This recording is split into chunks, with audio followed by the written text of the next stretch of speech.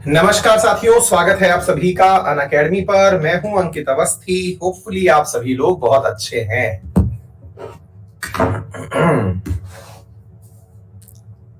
All well, a very good evening.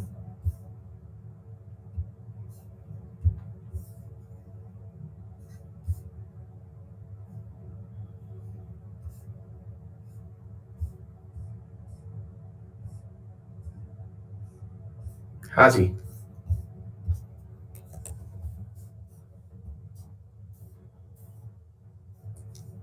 Rocket science.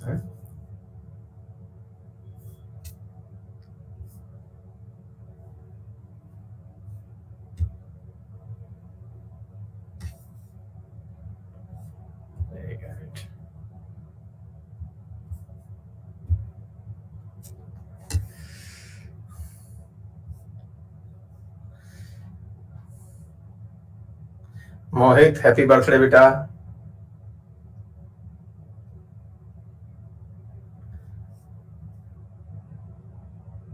अखिल, उसकी अलग से प्रैक्टिस कर लेंगे बेटा, है ना? हाँ, उसकी अलग से प्रैक्टिस कर लेंगे क्वेश्चंस की, ठीक है?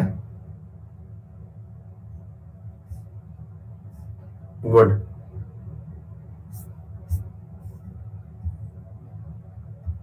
Nikita, thank you. Pallav Ghosh.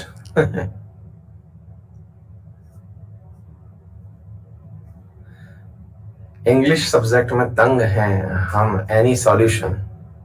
Unacademy पे इतने टीचर हैं। ये आरएनए क्या है?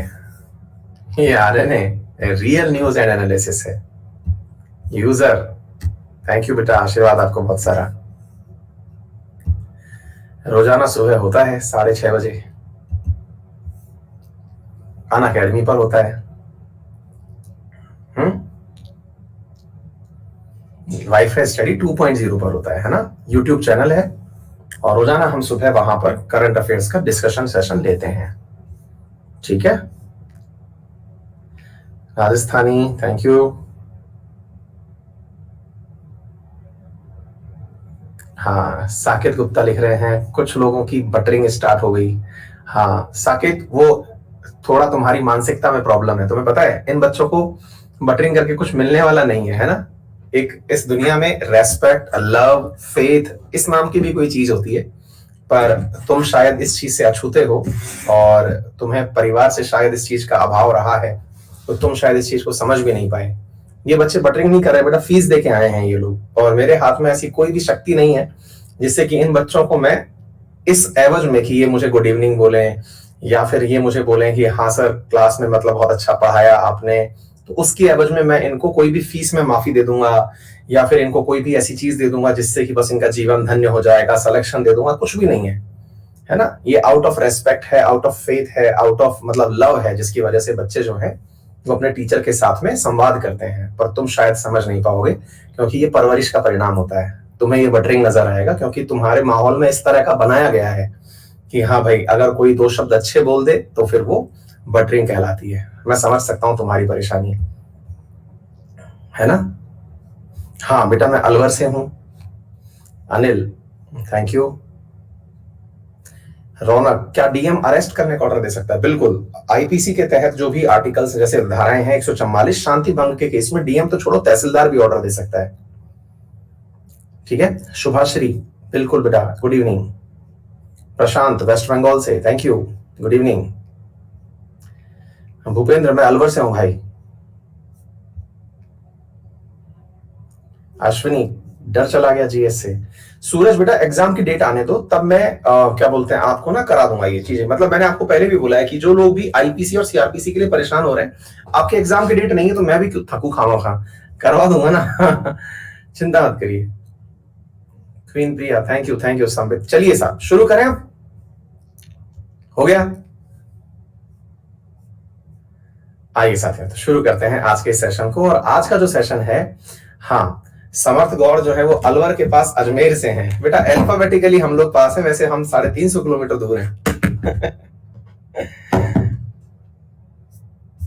हाँ, आइए साथियों, तो आज हमारा जो सबसे शानदार चैप्टर है जिसकी हम बात कर रहे हैं, और वो है, मतलब ये समझिए कि इंडियन पॉलिटी में अगर ये ना होता तो शायद इंडियन पॉलिटी ना होती, है ना। यदि ये ना होता तो इंडियन पॉलिटी ना होती, हम इस चीज को फिर कर ही नहीं पाते। ठीक है, वो है मेरे प्यारे साथियों आज fundamental right. Fundamental right that is मूलभूत अधिकार। देखिए ये चैप्टर है ना, ये बहुत ही बेसिक शब्दों में अगर समझा जाए तो बहुत आसान चैप्टर है, और अगर इसको क्रिटिकल बन के समझा जाए तो ये ऐसा चैप्टर है कि कई वकीलों की पूरी जिंदगी खत्म हो गई, लेकिन इसके आर्टिकल पर वो अभी तक अपना काम खत्म नहीं कर पाए। मतलब बड़े बड़े एडवोकेट इनमें से किसी एक आर्टिकल के दम पर पूरा जीवन काट दिए। मतलब इस चैप्टर का महत्व जो है वो आप लोगों के लिए 10 मिनट का है। आपको केवल आर्टिकल याद करने हैं, ये आर्टिकल ये कहता है, ये आर्टिकल ये कहता है, बस दैट्स ऑल, इतना हुआ, काम हो गया। लेकिन मेरा उद्देश्य आपको आर्टिकल पढ़ा करके और आर्टिकल रटाना नहीं है। मैं आपको केवल ये नहीं कहना चाहता कि भैया ये रट लेना हो जाएगा काम, कतई नहीं। क्योंकि मेरा ये उद्देश्य है कि आप लोगों का सब्जेक्ट में इंटरेस्ट क्रिएट हो जाए, और इंटरेस्ट होने के दम पर कुछ ऐसी शिक्षाएं आपके अंदर खुद से विकसित हो जाएं कि आपको मन करे कि यार इसको और डिटेल से पढ़ना है।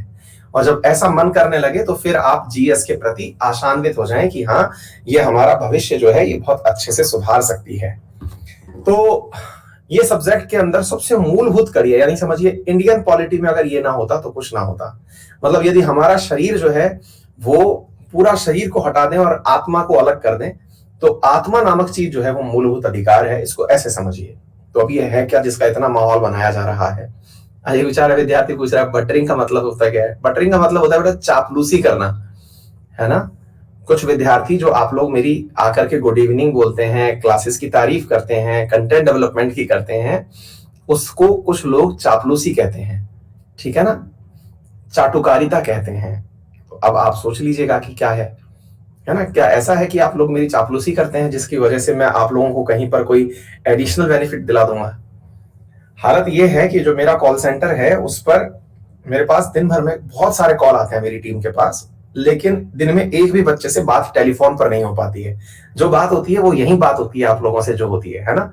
तो ये आपका प्यार है, और इस प्यार को पाना ही मेरे जीवन का सबसे बड़ा उद्देश्य है। और हर टीचर अपने विद्यार्थियों से इसी प्यार की अपेक्षा करता है। असली मनी ये है जो आप लोग हमें पैसे देकर के भी दे रहे हैं।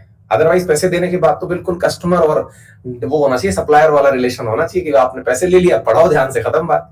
लेकिन आप लोग जो फीस पे करके भी जो लव एंड रेस्पेक्ट दे रहे हैं ना, ये वो चीज है जो रियल में हमने अर्न की है। पैसे अपनी जगह हैं, वो तो सर्विसेज हैं जो हमने दे दी आपको, लेकिन आप लोगों ने अपनी उस चीज को बरकरार रखा कि हाँ आप पैसे लेकर के भी अच्छा काम कर रहे हो, है ना। न्यूटन मूवी के अंदर एक डायलॉग है, वो राजकुमार राव कहता है कि यार मैं ईमानदार हूं। तो बोले ईमानदार होकर के तुम कोई एहसान थोड़ी कर रहे हो, तुमसे एक्सपेक्ट किया जाता है कि तुम ईमानदार रहो, क्योंकि तुम्हारा जॉब है ये। तो मैं पढ़ा रहा हूं, ये कोई अनोखा काम नहीं है, क्योंकि मेरा जॉब है ये।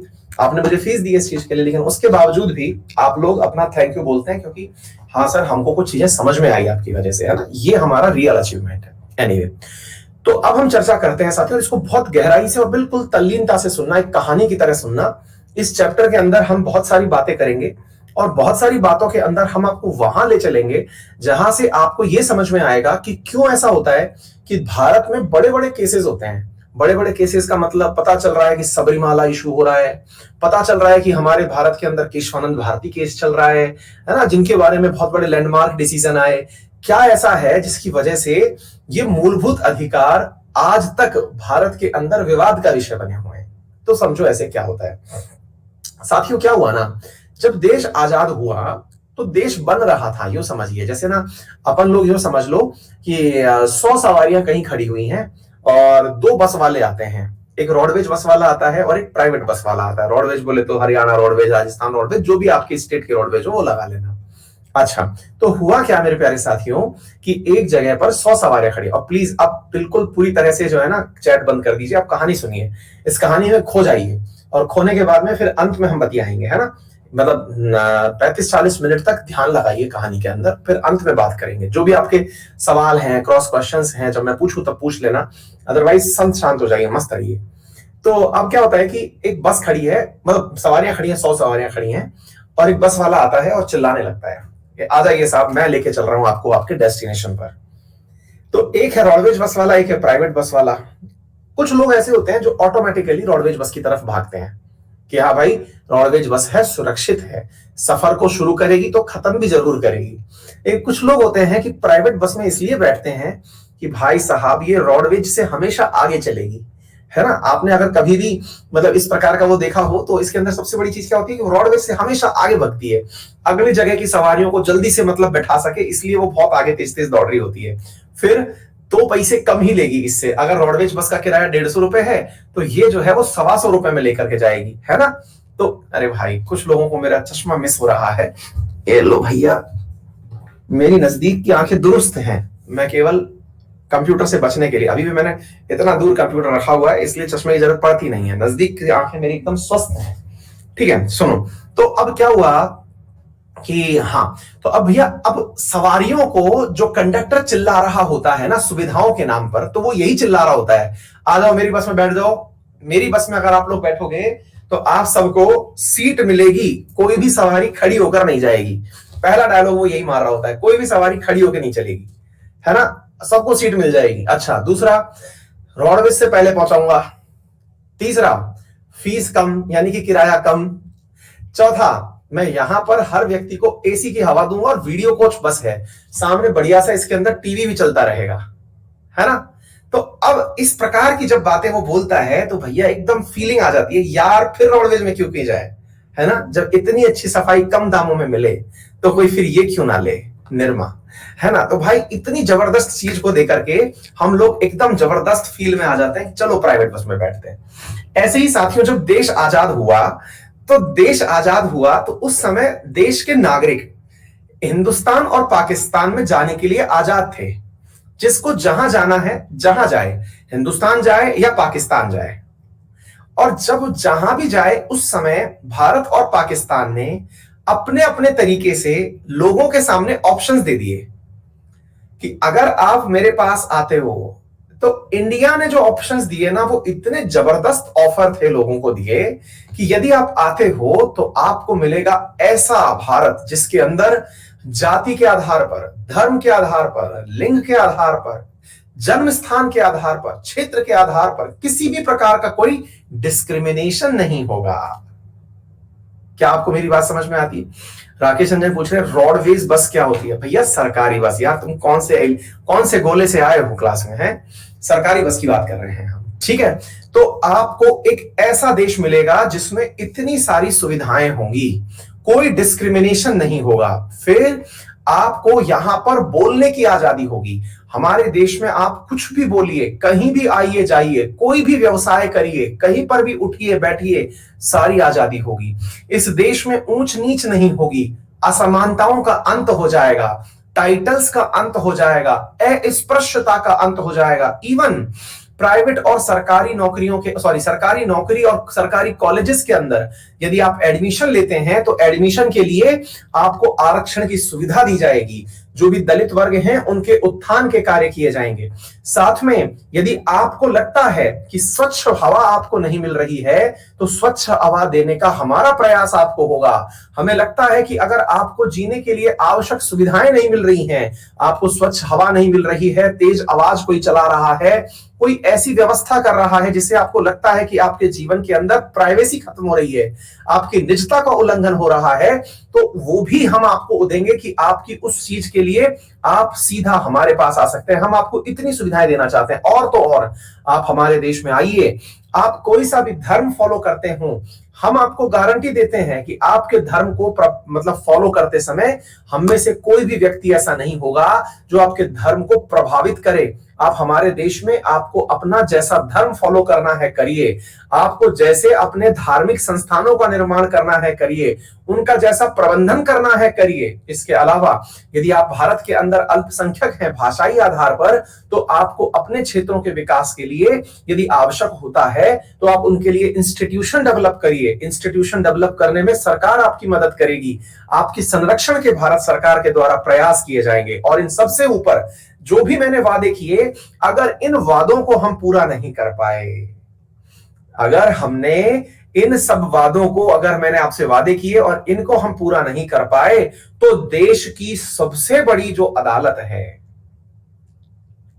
क्या आपको मेरी बात समझ में आ रही है? देश की जो सबसे बड़ी अदालत है उसमें जाने का हम आपको मूल अधिकार देंगे।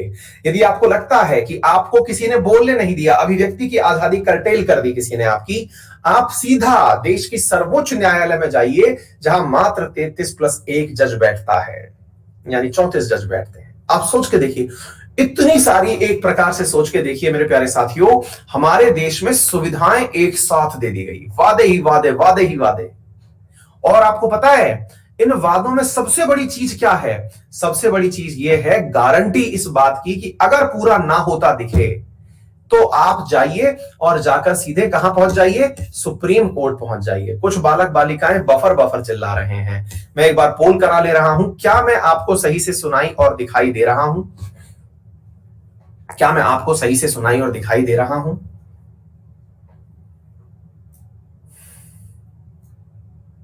जी, परफेक्ट। तो इसका मतलब यह है कि आप में से अधिकांश विद्यार्थी तो सही सुन रहे हैं। जिन्हें दिक्कत आ रही है कृपया करके वो अपना इंटरनेट कनेक्शन चेक कर लें।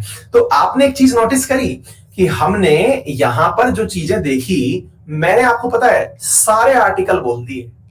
मैंने आपको सारे आर्टिकल बोल दिए, 14 से लेकर के 32 तक के सारे आर्टिकल बोलता हुआ निकल गया मैं। बस मैंने एक भी जगह आर्टिकल का नाम नहीं लिया।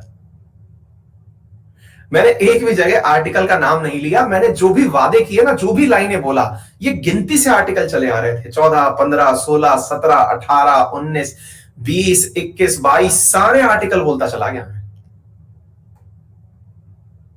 ठीक है, ये सारे बोलता हुआ चला गया। बस मैंने नंबर नहीं बताया आपको कौन सा आर्टिकल बोल रहा हूं। अभी करूंगा, वो तो सब चीजें लिखित में है। तो ऐसा मैंने क्यों नहीं किया? क्योंकि वो तो बातें लिखित में हैं। वो बातें तो लिखित में हैं, वो तो हम भी पढ़ लेंगे उनको। वादों की गारंटी भी लिखित में है। तो फिर सवाल ये बनता है कि सर, सवारियां कौन सी गाड़ी में बैठी?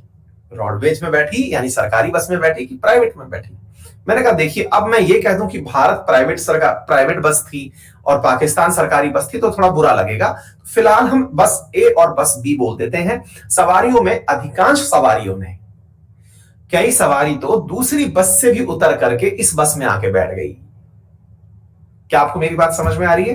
कई सवारियां तो दूसरी बस से उतर के भी, बाहर की छोड़ो, वो जो 100 सवारियां बाहर खड़ी थी वो तो छोड़ो, दूसरी बस में जो बैठी हुई सवारियां थी वो भी सुनकर के अंदर आ गई कि चलो ऐसा करते हैं। और ऐसा ही हुआ मेरे प्यारे साथियों। भारत में वो मुस्लिम जो धर्म के आधार पर बना हुआ पाकिस्तान था, उसमें रहने गए थे, वो साल भर के भीतर भीतर लौट आए कि यार इतनी सुविधाएं दे रहा है भारत।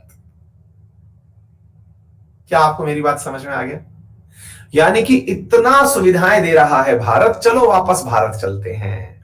1948 से 1949 के बीच में बहुत सारे पाकिस्तान से मुस्लिम व्यक्ति जो हैं वो इंडिया आए, क्योंकि उन्हें वो बस पसंद नहीं आई। उसमें धक्का मुक्की हो रही थी। कहा तो बहुत कुछ गया था। यह कहा गया था कि यह बस केवल और केवल एक विशेष वर्ग के लिए होगी, लेकिन उन वर्ग के लोगों को भी वहां पर धक्का मुक्की लगी। उन वर्ग के लोगों को भी वहां पर मतलब धक्का मुक्की लगी और वो लोग छोड़ करके इस बस में बैठ गए। आ गई बात समझ में? तो ये वो गारंटी है साथियों, और इस गारंटी में हमने जो लॉक मारा वो सुप्रीम कोर्ट का था। तो आप सोच के देख लो कितनी जबरदस्त चीज थी। तो चलिए अपनी इस यात्रा को शुरू करते हैं। तो मैंने आपको जो बातें बताई कि ये मौलिक अधिकार क्या हैं, ये सब बातें अब धीरे धीरे आपको आगे लेके चल रहा हूं। भारत के संविधान में भाग 3 के अंदर ये चीजें लिखी हुई हैं। भारत के संविधान में, हाँ, एक विद्यार्थी कह रहे हैं कि पीछे लटक गए। पीछे लटक गए मतलब ये सवारियां जो है बस के पीछे लटक गई। बिल्कुल सही कह रहे हो आप, क्योंकि जो 48 से 49 के बीच लोग आए थे उनमें से कईयों के पास तो वाकई में टिकट भी नहीं था। भारत सरकार ने कहा था कि टिकट लेकर के आना, वो टिकट लिए बिना घुस गए। इलीगल माइग्रेंट आज तक हैं। अगर आपको याद हो तो मैंने कुछ दिन पहले ही एक स्पेशल क्लास में CAA और NRC पढ़ाया था, और सीएए और एनआरसी पढ़ाया था, तब बताया था कि 48 से 49 के बीच में आए हुए, पाकिस्तान से आए हुए लोगों को वहां से हाई कमिश्नरेट ऑफिस से एक इंस्ट्रूमेंट लेकर के आना था, एक लेटर लेके आना था कि क्या हम इंडिया जा सकते हैं, एक एग्रीमेंट पेपर लेके आना था। लेकिन उन्हें नहीं दिया गया, टिकट ही नहीं दिया गया, बोले सीट बुक हो चुकी है भाई, नहीं जाएगा कोई भी। लेकिन फिर भी लोग जो हैं वो चलती बस में लटक गए। उन्हें आज तक भारत के अंदर नागरिकता प्राप्त नहीं हुई है, लेकिन फिर भी वो सकुशल रूप से भारत में रह रहे हैं। इतना ही नहीं, जब सीएए और एनआरसी का प्रोटेस्ट होता है तो सबसे आगे वो खड़े होते हैं और भारतीय कहलाते हैं, और हमें गर्व है। क्या आपको बात समझ में आ रही है गजब चीज। तो ये जो चीज है ना मेरे प्यारे साथियों, ये बहुत अल्टीमेट चीज है। तो आइए एक एक करके हम सारी बातों की बात करते हैं। ये जो आपके सामने एक फ्लो चार्ट बना रखा है, इसे बी.आर. अंबेडकर जी ने मैग्ना कार्टा कहा। अब ये मैग्ना कार्टा क्या होता है साथियों? मैग्ना कार्टा मतलब होता है कि किसी देश की व्याख्या करनी हो। देखिए इसको ऐसे समझिए मेरे प्यारे साथियों, किसी देश की व्याख्या करनी हो तो उस व्याख्या को करने के लिए उसको कहते हैं ना, ऐसे समझिए। चलिए मैं आपको बताता हूं, मैग्ना कार्टा वास्तविकता में अलग से समझ में आएगा, लेकिन मैं आपसे पूछूं कि tell me something about yourself. हम लोगों को अपने बारे में सुनाने के लिए अगर मैं आपके साथ बैठ जाऊं तो आप अपने बारे में मुझे घंटे भर तक कहानी किससे सुना सकते हैं? घंटे भर तक आप मुझे पूरी कहानी बचपन की सुना देंगे, अपने दोस्तों की सुना देंगे, परिवार की सुना देंगे, गर्लफ्रेंड की सुना देंगे, सबकी बातें सुना देंगे, बॉयफ्रेंड की सुना देंगे, घंटे भर तक। लेकिन मैंने एक बार आपसे यदि ये लाइन बोल दी, अच्छा सुनो, अपने बारे में ना एक लाइन में कुछ बोलो यार, who you are, define yourself, एकदम ब्लैंक हिंदी में बोल दो, कौन हो आप। अब अपने बारे में हमको पता ही नहीं है यार, क्या बोले यार, हम हैं कौन? और करके देखना आप लोग। हाँ, आप में से कई लोग कहेंगे हम भारतीय हैं, ये फिल्मी डायलॉग है बेटा। ये बात बोल करके इंटरव्यू वाला है ना इतना बेइज्जती करके भगाता है ना कि हाँ हो गया तेरा भारतीय, जग गया तेरा सनी देओल, अब बाहर निकल। तो बोले हम क्या है पाकिस्तानी बैठे हैं जो तेरा इंटरव्यू ले रहे हैं? समझे? अपने बारे में मतलब क्या, आप अपने बारे में आप क्या जानते हो? ऐसे ही मेरे प्यारे साथियों, भारतीय संविधान कहता है कि भारतीय संविधान जो इतना बड़ा पोथी पुस्तक लेकर के बना हुआ है, हर एक लाइन लिखी हुई है, हर किसी के लिए कुछ लिखा हुआ है, लेकिन भारतीय संविधान के बारे में पूछा जाए कि व्हाट इज दिस, अब कोई विदेशी बैठा हुआ है वो पूछने लगे क्या है आपके संविधान में, तो फिल्म का डायलॉग है ना, मेरे पास मां है। तो भैया वही मां जो है ना, अंग्रेजी में उसे मैग्ना कार्टा कहा गया है।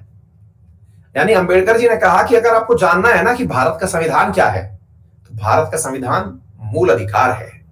तुम अगर मूल अधिकार भी समझ गए बेटा, तो तुमको संविधान समझने की आवश्यकता नहीं है कि हमने अपने संविधान में क्या कुछ दिया होगा। क्या आपको मेरी बात समझ में आ गई? तो Magna carta is a thing जो हमको यह बताता है कि यार इंडिया का कॉन्स्टिट्यूशन कितनी बड़ी चीज है। मतलब किसी को अगर यह बात समझ में आ गई,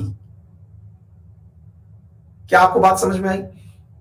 अगर किसी को यह वाली बात समझ में आ गई कि क्या है भारत का संविधान क्या है, बोले इधर आप बताता हूं, ये 5 चीजें समझ पहले कि हम क्या क्या देते हैं अपने रहने वालों को। हम समानता का अधिकार देते हैं, स्वतंत्रता का अधिकार देते हैं, कोई भी प्रताड़ित करे उसके खिलाफ उसको अधिकार देते हैं, वो धर्म को माने फ्रीडम ऑफ रिलीजन देते हैं, उसको साथ में अगर पढ़ना है तो कल्चरल और एजुकेशनल राइट देते हैं, उसको किसी प्रकार की समस्या ना हो इसके लिए उसे संवैधानिक उपचारों का अधिकार देते हैं। ये है भारत का संविधान। तो ऐसा किसने कहा? बी.आर. अम्बेडकर जी ने कहा। ये सारे आपको याद हो जाएंगे, चिंता मत करिए, टिप्स पे याद हो जाएंगे, लोड मत लीजिए, एक एक चीजें आपको याद हो जाएंगी, एक एक चीजें आपको मैं याद कराऊंगा, चिंता मत करिए, ठीक है ना? हाँ, अब एक विद्यार्थी कह रहे हैं सर क्या बोलते हैं, अंग्रेजों को, मुगलों को अंग्रेजों ने दिया था उसे मैग्ना कार्टा कहते हैं। तो फिर अंबेडकर जी पागल थे क्या जो इनको मैग्ना कार्टा बोल गए? मैग्ना कार्टा असल में अंग्रेजों के समय की चली आ रही वो प्रथा थी जिसमें वो सामने वाले को ऑफर लेटर देते थे। आज जब प्राइवेट नौकरी करने जाते हो ना, तो आपको एक ऑफर लेटर दिया जाता है कि आपको नौकरी में क्या मिलेगा। तो उसमें ये थोड़ी लिखा होता है आपको बैठने के लिए कुर्सी मिलेगी, बढ़िया ऑफिस मिलेगा, एसी चलता हुआ मिलेगा, बढ़िया लाइट मिलेगी, पड़ोस में बैठा हुआ अच्छा साथी मिलेगा, मैनेजर अच्छा होगा, कंपनी के अंदर वेंटिलेशन अच्छा होगा, कभी कभी टूर पे भी ले जाएंगे, ऐसा थोड़ी लिखते हैं। उसमें केवल ये लिखा आता है कि आपकी सैलरी इतनी पर मंथ होगी या सालाना इतनी सैलरी होगी, ये आपका ऑफर लेटर है। That is your Magna carta. यानी कि उसके इर्द गिर्द घूम रहा है। अगर आपकी सैलरी 20,000 रुपए रख दी तो समझ जाओ कि आपकी टेबल भी टूटी हुई होगी, कुर्सी भी चटक रही होगी। लेकिन वहीं पर 20 लाख रुपए लिख दी तो समझ जाओ कि चैम्बर भी झमाझम होगा, 10 आदमी नीचे काम करने वाले होंगे और साथ में एकदम माहौल टाइट होगा। यही तो है ऑफर लेटर, यही तो है मैग्ना कार्टा, जो अपने आप में बाकी चीजें डिफाइन कर देता है। कहने की फिर थोड़ी आवश्यकता है कि क्या कुछ और एडिशनल होगा। क्या आपको बात समझ में आ गई? हाँ, क्लियर हो गया। चलिए तो अब सुनते हैं। अब इसमें एक एक आर्टिकल हम याद करेंगे, सारा टिप्स पे आपके याद हो जाएगा और सारी की सारी बातें आपको अच्छे से समझ में आ जाएंगी। देखिए बेटा, पहला आर्टिकल है आर्टिकल नंबर 12। इसमें क्या कहते हैं? Definition of state. अब हम में से ना कई लोग पहले ही विकेट पे आउट हो जाते हैं, पहले ही विकेट पे क्या मतलब पहले ही बॉल पे आउट हो जाते हैं, अपना विकेट दे बैठते हैं। क्यों? भाई साहब, डेफिनेशन ऑफ स्टेट, राज्य की परिभाषा जब हमें देखने को मिलती है तो हमें लगता है कि यार ये राज्य कौन सा वाला है? राजस्थान, हरियाणा, पंजाब, उत्तर प्रदेश, ये वाला राज्य है? ये राज्य है क्या जो हमारे संविधान में आर्टिकल नंबर 12 में लिखा हुआ है? आप एक बार पढ़िए, एक मिनट में आया।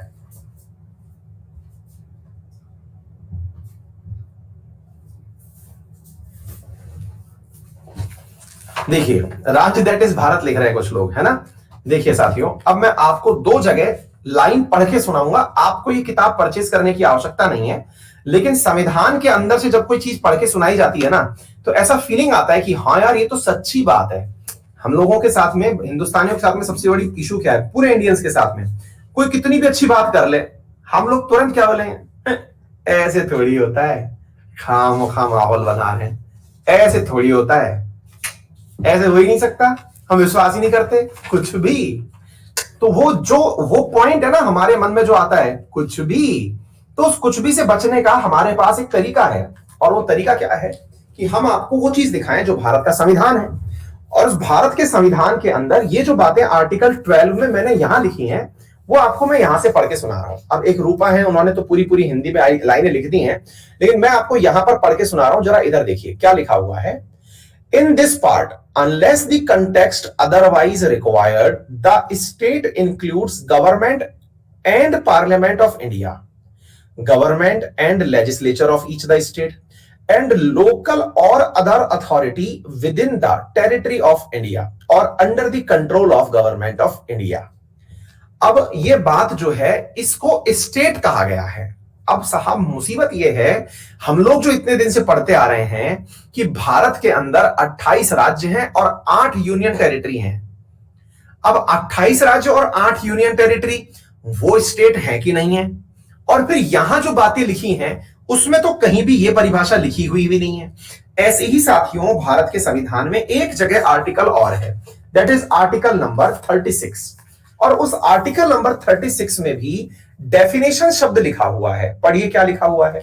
इन दिस पार्ट, इसमें मेंशन किया हुआ है, in this part unless the context otherwise required, the state is the same, has the same meaning as in part 3। मतलब in this part, unless the context otherwise required, the state has the same meaning as in part 3। ऊपर लिख रहा है part 4। Part 3 fundamental right को कहते हैं, part 3 fundamental right को कहते हैं, पार्ट 4 डीपीएसपी को कहते हैं। दोनों ही जगह शब्द यूज किया गया है स्टेट। तो दोनों ही जगह का मीनिंग क्या है? दोनों ही जगह का मीनिंग सेम है। इसमें तो पार्ट 4 के अंदर लिखा है कि 36 में भी जो हम शब्द यूज करने वाले हैं स्टेट, वो स्टेट का मीनिंग वही है जो पार्ट 3 में था। आई आपको मेरी बात समझ में? अब सवाल बनता है कि सर एक बात बताओ, जब ये बातें इसमें लिखी हैं तो फिर एक सिंपल सा बात बनता है, आफ्टर ऑल स्टेट ये है क्या? मतलब क्यों आप हमको ये लाइन पढ़ा रहे हो? अच्छा, मैंने कहा एक मिनट रुक जाओ, हम क्यों इस बात को पढ़ा रहे हैं, इसके पीछे हम कुछ आर्टिकल पढ़ते हैं। अब देखते हैं, तब जाकर के इस आर्टिकल को मैं वापस पढ़ाऊंगा। इधर देखो बेटा, हाँ जी, इधर सुनते हैं मेरे प्यारे साथियों। आर्टिकल नंबर 14 पढ़ो, यहां क्या लिख रहा है। सुमित क्या लिख रहा है? क्या हो गया सुमित को?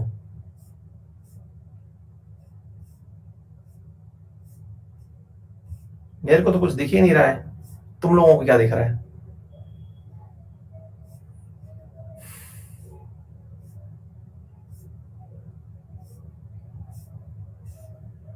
कोई बात नहीं, छोड़िए, अब मुझे तो कुछ दिखाई नहीं दे रहा, अदरवाइज मैं खुद ही ब्लॉक कर दूंगा।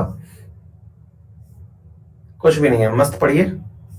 चलिए, तो अब मैं क्या कह रहा हूं, इस चीज को थोड़ा सा समझने का प्रयास करिए। मैं ये कहने का प्रयास कर रहा हूं मेरे प्यारे साथियों कि यहां पर जब हम आपके सामने ये वाली बात कर रहे हैं, तो ऐसी स्थिति में आपके सामने जो सबसे बड़ा सवाल बन रहा है, और वो क्या है? हाँ, कुछ भी नहीं है, बैठ के पढ़िए अभी। प्रियंका, हाँ बेटा, पता है मुझे कि सिटीजनशिप भी एक चैप्टर है ना, उसको बीच में पढ़ाऊंगा। विश्व, कोई बात नहीं बेटा, कोई बात नहीं, है ना। देखिए, मैं अक्सर आप लोगों से बोलता हूं कि आप औरों की बात पर नहीं, अपने ऊपर फोकस करिए। कई लोग बहुत, ऑनलाइन की सबसे बड़ी पता है खासियत क्या है? आप घर में बैठे पढ़ सकते हो, कोई भी आपको डिस्टर्ब नहीं कर रहा, लेकिन सबसे बड़ी पता है कमी क्या है? वो लोग भी कुछ बोलने की हिम्मत कर लेते हैं, जो अगर सामने होते तो खड़े खड़े है ना, पैंट गीली जिनकी हो जाती। ऑफलाइन में जब हम पढ़ाते थे ना बेटा, तो किसी के हमारे सामने ना खड़े होने की हिम्मत नहीं होती थी कि बोल करके, एक बार जब हम बोल रहे हैं कि बेटा बोलो, उस समय बोला और बीच में उसने हाथ खड़ा कर दिया, तो या तो क्लास में नहीं तो बाहर देख लिया जाएगा टाइप से हम डायलॉग भी दे देते थे। लेकिन फिलहाल ऑनलाइन में बहुत लोगों को बहुत तरह की स्वतंत्रता दे दी है। फंडामेंटल राइट तो लगता है ऑनलाइन क्लास में मिला है। ऑफलाइन में ये राइट जो है ना, ये पूरी तरह हमारे टीचर के पास रिजर्व होता है, तानाशाही होती है। लेकिन ठीक है, ये समय बीतेगा, अच्छे दिन आएंगे, ऑफलाइन वापस से आएंगी। जब आएंगी तब ऐसे लोगों का इलाज भी होगा। फिलहाल के लिए आप सब पढ़िए। चलिए, तो क्या है मेरे प्यारे साथियों, अब आर्टिकल नंबर 14 पढ़ते हैं। और क्या है यहां पर लिखा है? It represents the idea of equality which states. अब इस पॉइंट को पढ़ना साथियों, फिर हम वापस चलेंगे। इधर देखिए मेरे प्यारे साथियों, हम वापस चलेंगे उसी पॉइंट पर, यानी आर्टिकल नंबर 12 पर। लेकिन आर्टिकल नंबर 12 पर चलेंगे उससे पहले हम इस पॉइंट को पढ़ते हैं। एक बार देखिए क्या लिखा हुआ है। It represents the idea of equality which states that the state. अब इन दो में अंग्रेजी वाले बालक, जो हिंदी वाले बालक जो है ना, वो हो गए एकदम फ्रस्ट। यार ये 2 बार स्टेट आ गया, पहले तो ये समझाओ सर ये होता क्या है। इधर देखो बेटा, यहां पर एक शब्द है स्टेट्स। स्टेट्स का अर्थ होता है कहना, कहता है, कहता है ये दिल बार बार। तो कहता है, इट रिप्रेजेंट, मतलब आर्टिकल नंबर 14 कहता है, विच स्टेट्स, स्टेट्स में मतलब कहता है, क्या कहता है? That the state. अब इस पॉइंट को पढ़ना, दी स्टेट यानी कि article 12, the state shall not deny, state को मना नहीं करना चाहिए, टू एनी पर्सन, किसी भी व्यक्ति को, equality before law. Equality before law का मतलब हुआ कि स्टेट को मना नहीं करना चाहिए किसी भी व्यक्ति को कि कानून के समक्ष सभी समान हैं। स्टेट या ना कह दे, कोई जाए तो पूछ ले कि हाँ भाई तुम अलग हो और हम अलग हैं, ऐसा नहीं। तुम चाहे भैया झोपड़पट्टी से उठ के आए हो, चाहे एंटीलिया से, कानून दोनों के लिए बराबर है। हाँ, अब रूपा पूछ रही हैं कंट्री से मतलब है। नहीं बेटा, तुमको तो पूरा पता है, अभी तुमने परिभाषा रटी रटाई बताई थी। अब तुम लिख रही हो कंट्री से मतलब है, ऐसा नहीं है, रुको अभी सब बात बताएंगे। तुमने रटी हुई लाइनें लिखी थी ना, वो उसमें मीनिंग तुम समझी नहीं, रटी रटाई लाइनें लिख दी तुमने। अब तुम लिख रही हो कंट्री से मीनिंग है, ऐसा नहीं है बेटा, अभी समझा रहे हैं, रुको अभी थोड़ा होल्ड करो। देखो इधर, before the law and the equal protection of laws within the territory of India, यानी कि जो भी कानून है उनका समान संरक्षण होगा भारत की टेरिटरी के अंदर। यानी कि राज्य ये मना नहीं कर सकता किसी से, क्या मना नहीं कर सकता? कि भाई आपके लिए इक्वलिटी बिफोर लॉ नहीं है, और दूसरा आपके लिए यह मना नहीं कर सकता कि आपके यहां पर आपके अधिकारों का समान संरक्षण नहीं है। राज्य इस बात से मना नहीं कर सकता। रिवर्स में पढ़ के देखें, मतलब एक प्रकार से यह हो गया कि आपको मान लो, अब देखो मैं इसको ऐसे समझाता हूं, पहले तो हम पहले इस शब्द का मीनिंग समझते हैं, फिर इसमें नॉट क्यों लगाया इसका मीनिंग भी कहना चाहिए, है ना। इसमें लिखा होना चाहिए था state shall give equal protection of law to all its citizen, ये भी तो एक लाइन हो सकता था ना। यहां पर नॉट शब्द एंट्री करा करके इस बात को इतना गंभीर क्यों बनाया, एक ही बात को घुमा के क्यों बोला? बात तो ये भी बोल सकते थे ना कि मतलब कि to the citizen of India equal protection will be there, there shall be equal protection provided by the state, ये हो सकता था। तो फिर आपने यहां पर नॉट डिनाई, दो नेगेटिव बातें एक साथ मिला के पॉजिटिव क्यों बनाई? मैंने नहीं बनाई, संविधान निर्माताओं ने बनाई। अब कैसे बनाई, अब इसको ऐसे समझते हैं। पहले रुको, इस शब्द का मीनिंग तब समझ में आएगा जब मैं आपको एक उदाहरण दूंगा, फिर आप इस बात को समझेंगे। इस लाइन में दो किरदार हैं। दो किरदार कौन कौन से हैं? पहला किरदार है इक्वल प्रोटेक्शन ऑफ लॉ। देखिए समझिए मेरे प्यारे साथियों, पहला है equality, equality before law, number एक। तो ये क्या होता है ये मैं अलग से समझाऊंगा, लेकिन दो किरदार हैं, ये दो चीजें हैं जो आपको मिलने वाली थी। दोबारा से सुनिएगा। और दूसरा है equal protection, equal protection of the laws.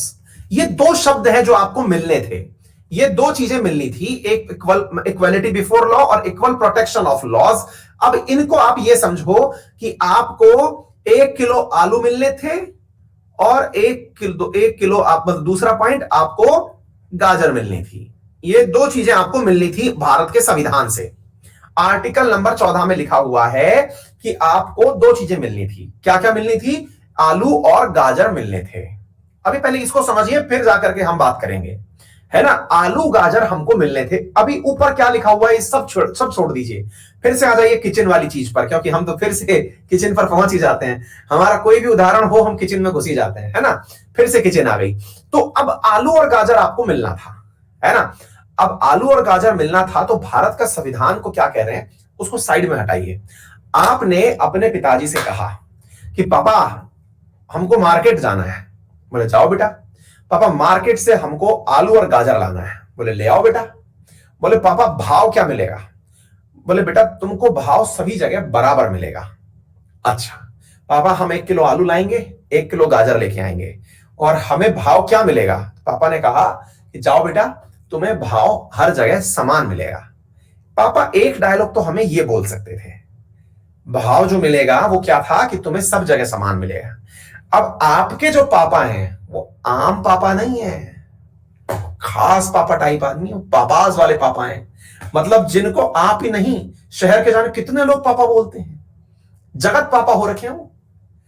अब उनने एक लाइन बोली आपसे, और क्या लाइन बोली कि जा बेटे तेरे को इस शहर में आलू और गाजर का भाव अलग नहीं मिलेगा, हर जगह एक जैसा भाव मिलेगा, कोई भी तेरे को अलग भाव नहीं देगा, कोई भी तेरे को आलू और गाजर का अलग भाव नहीं देगा। देखो बात एक ही है, कहने के अंदाज बदल गए, दोनों के अलग अंदाज हो गए। जिनको ये बात समझ में आ गई उनको पूरा कॉन्स्टिट्यूशन समझ में आ गया।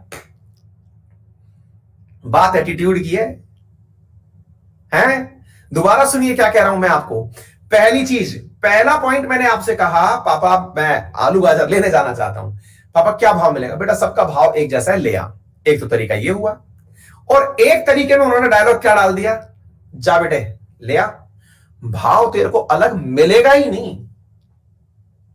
मतलब पापा का कॉन्फिडेंस थोड़ा ज्यादा है। तो जब मिलेगा ही नहीं ये डायलॉग बोल दिया तो हमारे दिमाग में खुराफात होती है। अब जैसे मैं आपको ये कह दूं कि बेटा मेरे पढ़ाई से एक भी सवाल बाहर नहीं जाएगा, तो भाई आपके 25 सवाल आते हैं, 25 में से 24 मेरे कंटेंट में से आ गए, तो आपका जो दिमाग है ना वो ये खोजने भागेगा, ये लो सर आपने कहा था एक भी सवाल बाहर नहीं जाएगा, एक सवाल आपके पढ़ाई के बाहर से आया।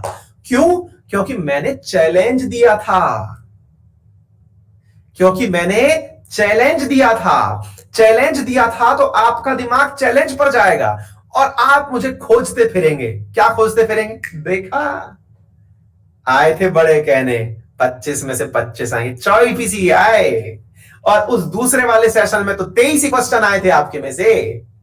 बात करते हैं बड़ी बड़ी, आपका एटीट्यूड सही भी है। क्यों? क्योंकि भाई मैंने 100% गारंटी कैसे दी?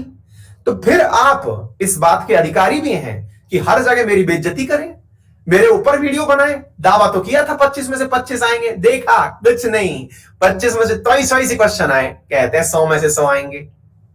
हाँ तो यार ये तो बात सही है, आप कर भी सकते हैं, क्योंकि आपको मैंने ही अधिकार दिया कि आप मेरे खिलाफ वीडियो बनाएं, आप मेरे खिलाफ टिप्पणी करें, लोगों को बोले। हालांकि लोग समझदार हैं, वो आप पर हंस देंगे वो बात अलग है, लेकिन हां आप अपनी जगह सही हो। एग्जैक्टली मेरे प्यारे साथियों, यहां पर रिवर्स चलते हैं। भारत का संविधान अगर यह आपसे कहता कि भारत में आपको समान इक्वल प्रोटेक्शन बिफोर लॉ मिलेगा, इक्वलिटी बिफोर लॉ मिलेगी, जहां जाओगे वहां मिलेगी, तो फीलिंग नहीं आती।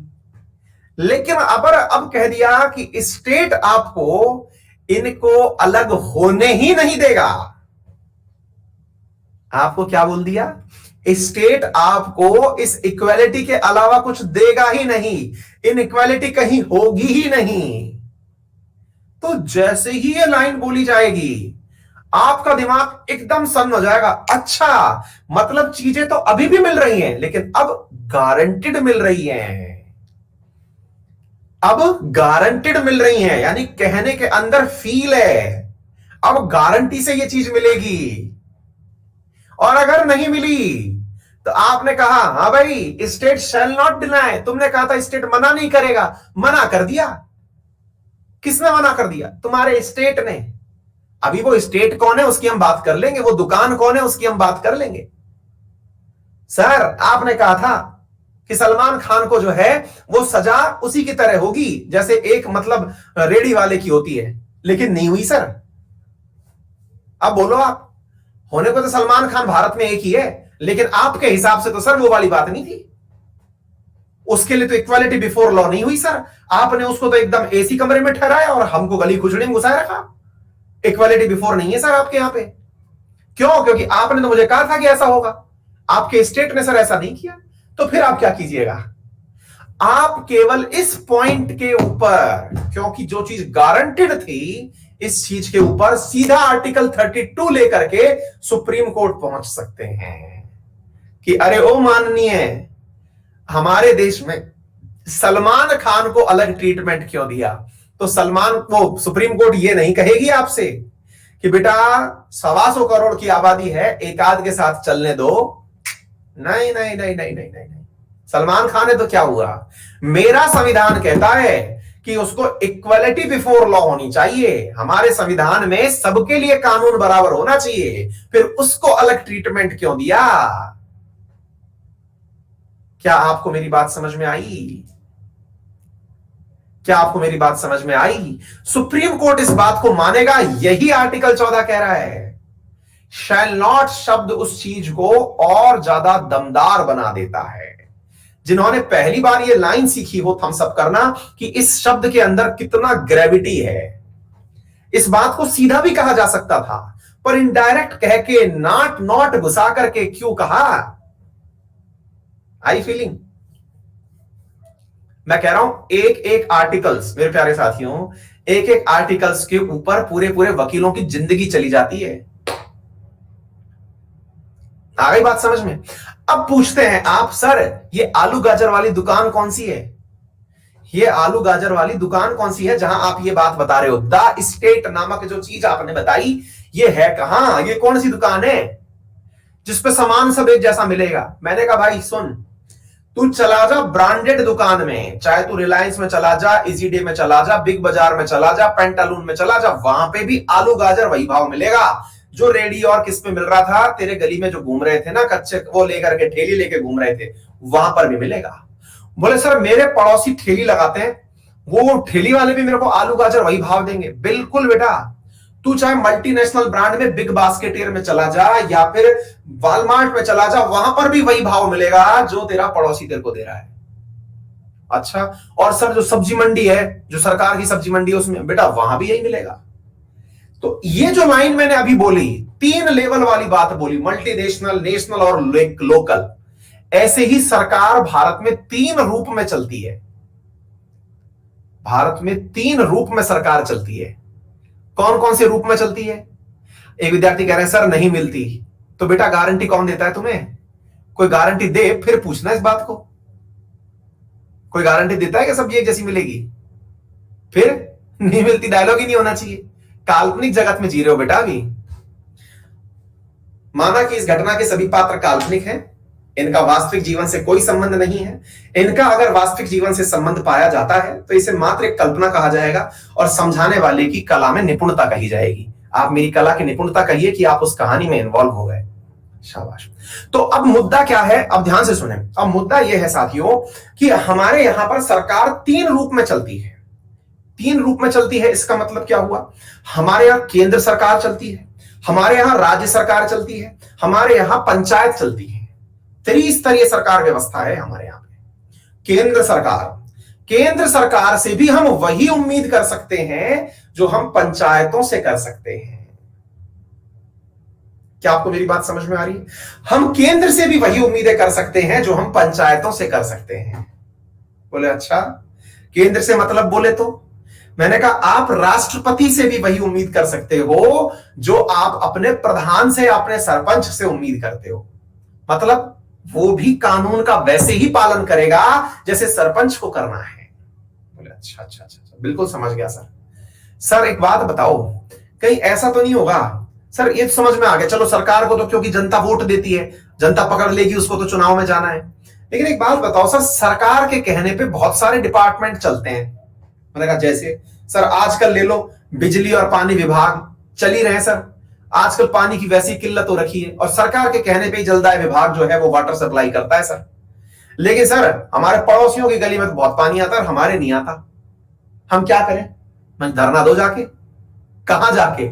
जहां पर जलदाय विभाग का ऑफिस है। तो धरना देने का अधिकार मेरा मूल अधिकार है क्या? हाँ भाई अधिकार है आपका। क्यों अधिकार है? क्योंकि समानता नहीं है सर इसमें। किस आधार पर जलदाय विभाग डिस्क्रिमिनेशन कर रहा है कि वो महंगी कॉलोनी में रहता है? कर ही नहीं सकता। ये मेरी समानता है। अच्छा तो सर समानता जलदाय विभाग को भी रखनी होगी? बिल्कुल रखनी होगी। सर क्यों? उसको वोट थोड़ी दिए, लेकिन बेटा चल तो आप ही की टैक्स से रहे हो। अच्छा तो इसका मतलब ये हुआ सर जो हमारे टैक्स से चले, लेकिन बेटा आपको थोड़ी पता चलता है कि आपने टैक्स दिया कि नहीं। कई तो ऐसे भी होंगे जो सरकारी अनुकंपा से जी रहे होंगे। इसलिए साथियों ऐसा समझते हैं इस बात को कि जिन जिन विभागों को सरकार धन देती है, जिन जिन विभागों को सरकार धन देती है वो सभी स्टेट कहलाते हैं। आ गई? वो सभी क्षेत्र जहां पर भारत सरकार का पैसा लगा है, अब वो कोई भी हो। अच्छा तो बोले सर एक बात बताओ, वो जो एनटीपीसी है ना, national thermal power corporation, railway NTPC की बात नहीं कर रहा मैं, national thermal power corporation, sir वो भी क्या इसी में आएगी क्या? आप बताओ सर। हमें बिल्कुल आएगी भाई। अच्छा ओ सर एक बात बताओ, एलआईसी भी इसी में आएगी, लाइफ इंश्योरेंस कंपनी 100% आएगी, इसे सोचने की क्या बात है। Sir airport authority of India भी इसी में आएगी। अरे मैंने कहा क्यों नहीं आएगी? जहां सरकार का पैसा लगा है वो इसमें आएगा। सर रिलायंस जियो भी इसमें आएगा क्या? मैंने कहा अंदर की बात नहीं पूछते, बाहर से तो यही पता है कि ये प्राइवेट है, और जब प्राइवेट है तो फिर प्राइवेट के अंदर मेरे प्यारे साथियों समानता की बात आप नहीं कर सकते।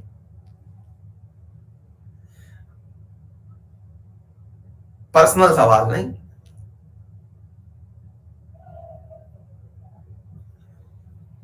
क्या आपको बात समझ में आ गई? जिनको चंदा भी मिलता हो, 50% मिले, 10% मिले, 20% मिले, लेकिन रेगुलर मिले,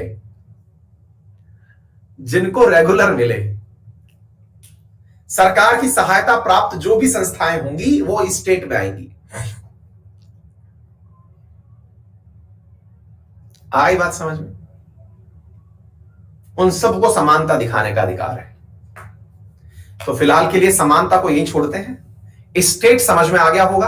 अब आपको आर्टिकल 12 समझ में आ गया होगा। अब आपको आर्टिकल 12 समझ में आ गया होगा।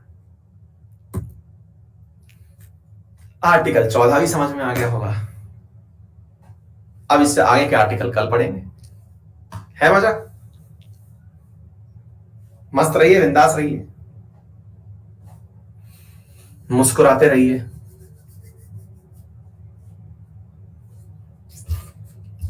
मेरा मकसद केवल इतना है भाई, पढ़ने के लिए तो एक दिन भी आप कोई भी रट्टू तोतों वाली किताब उठाओगे, रट ही डालोगे। मोना शेखावत किसी भी परीक्षा में डूबने ना दे हमारी कश्ती, वो है हमारे प्यारे हरू फरू के पापा अंकित अवस्थी। वाह क्या राइमिंग बिठाई है, जय हो, ये जय हो। देखो भाई मेरा केवल इतना सा कंसर्न है, कोई भी टीचर साथियों, मैं आज तक एक ही चीज को हमेशा मानता आया हूं और आज भी आपके साथ साझा कर रहा हूं, कोई भी टीचर आपको कोई चीज रटा नहीं सकता। रटने वाली चीजें 2-4 दिनों में भूल ही जाते हैं सब चीज। सबसे बड़ी चीज होती है शिक्षक के हाथ में आपका उस विषय में इंटरेस्ट क्रिएट करना। और यदि कोई शिक्षक किसी विषय क्षेत्र में आपका इंटरेस्ट क्रिएट करने में कामयाब हो जाता है तो पढ़ तो बच्चा खुद ही लेता है। और इंटरेस्ट के मामले में हमसे ऊपर कोई नहीं है, क्योंकि हम पढ़ाते ही इसलिए हैं क्योंकि इंटरेस्ट आता है। जिस दिन ये खत्म हो जाएगा उस दिन हम पढ़ाना बंद कर देंगे। ठीक है, तो मस्त रहिए, बिंदास तरीके से पढ़िए। ये फंडामेंटल राइट्स तो मैंने क्लास में एक एक दिन में बच्चों को रटाए हुए हैं। आर्टिकल 14 क्या कहता है? जिनको लगता है कि सर आपने अभी तक तो ये रटाया ही नहीं, 14 क्या होता है, 15 क्या होता है, 16 क्या होता है, 17, 18, 19, तो मेरे प्यारे नादान बच्चे, वो रेलवे स्टेशन पे बिकने वाली किताब खरीदना और उठा करके उसको पढ़ लेना। गलत क्लास में बैठे हो, क्योंकि यह क्लास केवल फाउंडेशन बनाने के लिए है। हम वो वाली क्लास चलाते ही नहीं है गुरु, जहां पर आप लोगों को पकड़ाएंगे और रटा देंगे। मैं उन क्लासेस को ऑफ कर देता हूं जिनमें मुझे केवल सवाल का आंसर बताना हो, या फिर जिसमें मुझे आपको सीधा सीधा पॉइंट बताना हो, वो मैं कर नहीं सकता। ठीक है, चलिए, तो मस्त रहिए, बिंदास रहिए। शाम को फिर मिलते हैं 7:30 बजे स्पेशल वो उसके अंदर यूट्यूब किसी सेशन के अंदर, और रात 8:30 बजे करंट अफेयर्स वाईफाई स्टडी के अंदर। ठीक है, all the very best, thank you. एक बच्चे ने बहुत बड़ा सा लेटर सा लिखा है, अर्पित मिश्रा, सर आरएनए किसी भी दिन ज्वाइन कर सकते हैं? सर आरएनए किसी भी दिन ज्वाइन कर सकते हैं? अरे भैया एक ही लाइन 10 बार क्यों लिखे? बिल्कुल कर सकते हैं बेटा। आरएनए जो है वो एनालिटिकल न्यूज है, मतलब उसमें हम बिंदास होकर के जो भी पढ़ाना है पढ़ाते हैं, खुद की आजादी से पढ़ाते हैं। ठीक है, मतलब उसमें हमारी कोई लिमिट नहीं है कि ये नहीं पढ़ाना है, ये नहीं पढ़ाना है, उसमें लिमिट लेस होकर पढ़ाया जाता है। क्यों? क्योंकि यूपीएससी लिमिट लेस पढ़ाने की आजादी देता है। ठीक है, A4 मिल जाएगा, थोड़ा समय लगेगा, मिल जाएगा, चिंता मत करिए। जब पॉलिटी खत्म हो जाए उसके बाद मैं आप लोगों की बातें सुन लूंगा कि भाई पॉलिटी जो है वो कितना आपके लिए बची है, कितना कुछ नहीं है। ठीक है, बिल्कुल अशोक बेटा, बिल्कुल मिलना है ना। CAPF हो या कुछ भी, वहां जैसे एक विद्यार्थी पूछे से ल्यूसेंट पढ़ सकते हैं क्या? हाँ बिल्कुल पढ़ सकते हैं पुरुषोत्तम। ल्यूसेंट पढ़ने के बाद तो फिर मेरी क्लास पढ़ने की जरूरत ही नहीं रहेगी, जीवन वैसे ही सिद्ध हो जाएगा तुम्हारा। ल्यूसेंट पढ़ने से तो तुम्हारा काम वैसे ही हो जाएगा। तुम्हें आज से पहले नहीं पता था क्या ऐसी एक जबरदस्त किताब आती है? हाँ?